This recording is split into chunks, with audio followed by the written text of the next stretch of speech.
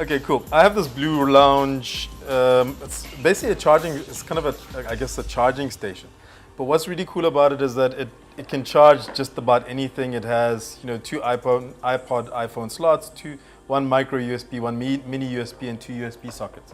So literally, I sit with this on my desk, and we have multiple devices these days. That's pretty cool. So you can literally just plug 3 things in. When I go to bed at night, I have like 4 phones and an iPod and whatever to plug in. Like if you plug in, let's say you plug in an iPhone and a Galaxy, will it take longer for those two to charge as if you had to have one? Nah, it charges normal for, it's just a normal, cool. What do they call these things? DC. That one. Since you're the technical guy in this process. DC to the wall. Not saying much.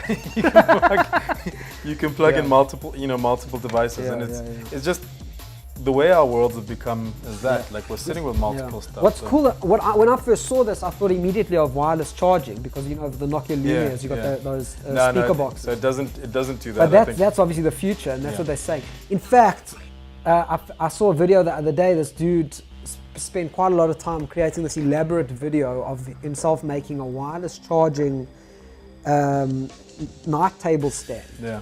Maybe we can stick a little bit of it in. Yeah, like that. And dudes are like, that's becoming, because as you go to bed at night, exactly what you're saying, instead of having that, he's basically built it into a little night table. Yeah, because like you're talking about with Nokia and the Lumia, what they've been doing is they've been partnering with JBL and a lot of stuff. Yeah. So the speakers, they have the speakers where you literally just plonk your phone on the top of it, and you play your music, but it also charges. So it's just a very convenient and simple solution to a problem that more and more of us are having. Yeah. And I suppose actually thinking of out of the box here, you could probably take that in your car camping.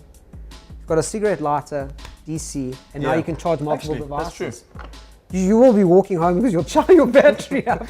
But a lot smarter than he looks. Yeah, it's just a pretty face. All right, I'm going to show you guys a concept. Right. It came out this week. It's a concept car. Just been announced. It's called the ME.WE, ME.WE. And I want you to try and guess who made this concept. All right, there it is. Okay. Well, it's cute. Yeah. With a little surfboard on top. I guess looking at it, you'd assume mini. You would assume mini. Yeah, you've got that mini feel to it. Exactly. So. And the last person you'd ever think of is Toyota. Okay. This is actually a Toyota concept. It's called the ME.WE. It's basically it's a concept of an electric vehicle made with a French architect. They always do this, and they never make the car. But as you can see from this car, that making this thing is just not viable. Yeah. The cool part about this car is that it's got interchangeable panels. All the doors, the roof, everything sort of comes off and can be interchanged amongst itself. You can see on the front there's a little washboard front deck, almost like a sailboat deck. That's made out of bamboo, the roof is made out of bamboo, the base is made out of bamboo. So you can see why this is just a concept will never be made. It's not possible, almost not possible to make this thing commercially. I don't have the device with me, but basically Samsung recently sent me their new Samsung Galaxy Music device. It's not an exciting device. It's a very entry-level, cheap phone. The market that they're going for is, those dudes who stand outside schools at 3 o'clock in the afternoon playing their music loud to their mates and walking home and stuff like that. That's who they're targeting with this device. It's, like I said, cheap and all that. The important thing about this device is that it brings to the world Samsung's new music service, streaming music service called Click.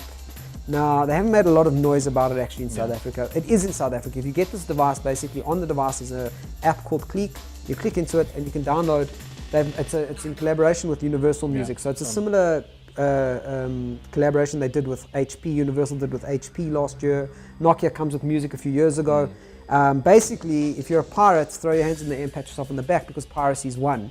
The music industry doesn't know what else to do but give us free music on our devices. But you see that, look, the thing about it is, and particularly in South Africa, but across the continent, everybody's gradually starting to come in with streaming services, etc. Yeah. So look, there are very, very clear and very distinct business models in there. So don't doubt, for example, the music companies. Universal is no more just a music company. They build brands.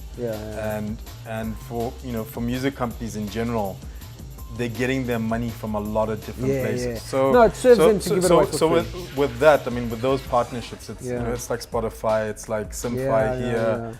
Simfy is actually very, very good. And everybody's working into that space. you know, we go back, you talked about Nokia Music, and Yeah. I keep saying to them, how come you guys haven't advertised and pushed your platform? Because they've been around since 2009. Yeah, I remember the launch. You can get music from across the continent, not just international Yeah. music. In fact, I was saying about Simfi. Simfi is the only. Simpi is awesome. Yeah, Simfi is awesome. It's the only place that I go to. It's the only place I go to get South African or African music, because it's the only place you can get South African or African music. If you go anywhere else, I've found, like you go to Amazon or you go to places where you can buy the music, you often don't find the Rudimentals, Desmond and the Tutus. And if you go into a lot of the music stores, the physical stores, most of the time they don't have the albums. So that's why with Clique, the Yeah. partnership that Samsung has with Universal, because it's Universal South Africa, Yeah. and Universal South Africa operates across the continent. Yes.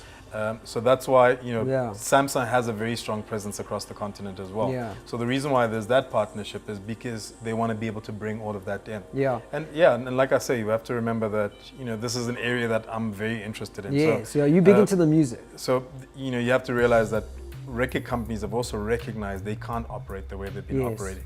So they are finding their revenues in different ways. So like the business model in terms of this, as I understand it, is let's give away as much music as we can for free, build the artists' names and reputations, make people want to see the artists live, and then make the money off the concerts and stuff like But that. look, it's a collaboration Yeah. between Samsung and things. So Universal. there will be royalties somewhere in there. Yeah. I mean, I don't know the details of it, but there Yeah. will be royalties somewhere in there for the artists. Yeah. But for African artists, the biggest challenge African artists is being able to cross borders. Yeah. You know, most artists are big, other than like Nigerian artists and a couple of artists here and there. Most of them are big in their country and make their money off gigs, not off album sales. Yeah. And what everybody's trying to do is literally cross borders, break across the continent. And what Samsung is doing, they've done it with appliances, they've done it with phones, etc. Is they're providing artists a platform to be able to, you know, for a Namibian artist to be able to reach Zambia, for a Ugandan artist to be able to reach Ghana or Nigeria. So for me, that's the fascinating thing about it. But it's one of those. It's kind of a watch this space. Everybody's coming to the continent now, and if you don't have an online entertainment and music property on the continent now, as any kind of brand, you're going to get left behind. Yeah.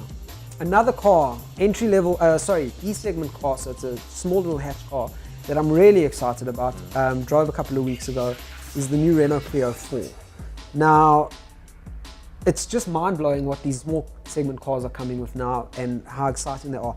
One of the things that you have to mention about the new Clio 4 is the small, tiny little engine that drives it. It's a less than 1 litre engine, so it's a small, tiny engine. It's got a turbocharger on it. They're basically saying that they can get as much power at 66 kilowatts that they're getting out of this. They can get as much power out of a 3-cylinder 1 litre engine. Now, 1 litre engine, let's just give you a vibe, most Harley Davidsons are more than 1 litre. Like, that's how small this engine is. But they stuck a turbocharger on it, and the only reason they were able to do that is because of all the stuff they do in F1 over the years. They've been able to bring it through. Renault they do have a bad rep in the car, in the consumer car market, but they do make good cars and they do make exciting cars. This Clio 4 is a very exciting car. It's got a 1 litre 3-cylinder engine with a turbocharger. Not the most powerful car in the world. Two things that really excite me about it. Firstly, the look of it is stunning. You can see right now that it's got a beautiful new design language, and they use the Clio to bring out the new stuff that they're coming out with. That's what they've done here. The other thing that's quite exciting about it is the interior. They've created an entertainment system along with LG, which, if you remember the old days of LG Mobile, not great devices, but the interface looked quite cool, and they've done that now. It's like a tablet on the dashboard. The other thing that's quite cool about it, I just want to read to you guys what comes standard with the new Clio 4.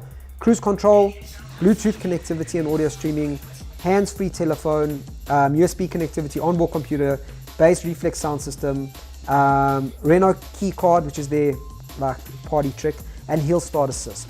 So it's really, really a cool car. It's also quite affordable, 150,000. And I guess as an entry-level car for somebody young, particularly a digital native in this era, people want to be plugged in. So those things, like I guess the standard has become standard. Whereas there was a time when things like Bluetooth, etc., were you have to pay extra. Nice to have. Yes. Those things need to be standard, especially for a kid who's. And the beauty of, like, just to give you an idea, it's 150,000. So you're saying about a young entry-level kind of person, 150 grand is not a lot of money. It is a lot of money, but it's not also a lot of money. It's not 350,000.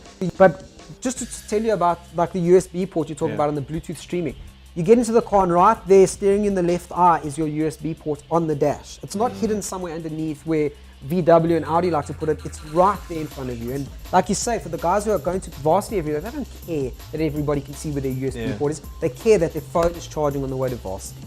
So it's a very, very cool little car. How's that entertainment center? Because like you're saying, if it's kind of like a tablet, could they kind of check out Facebook and stuff on there? No, You know? no, it's not Wi-Fi connected or anything like that. But it's what I like about it is minimalistic. It's small and it's easy. Cool, guys. That's all we have for you today. We'll see you again in 2 weeks, and don't forget to be in touch on Twitter.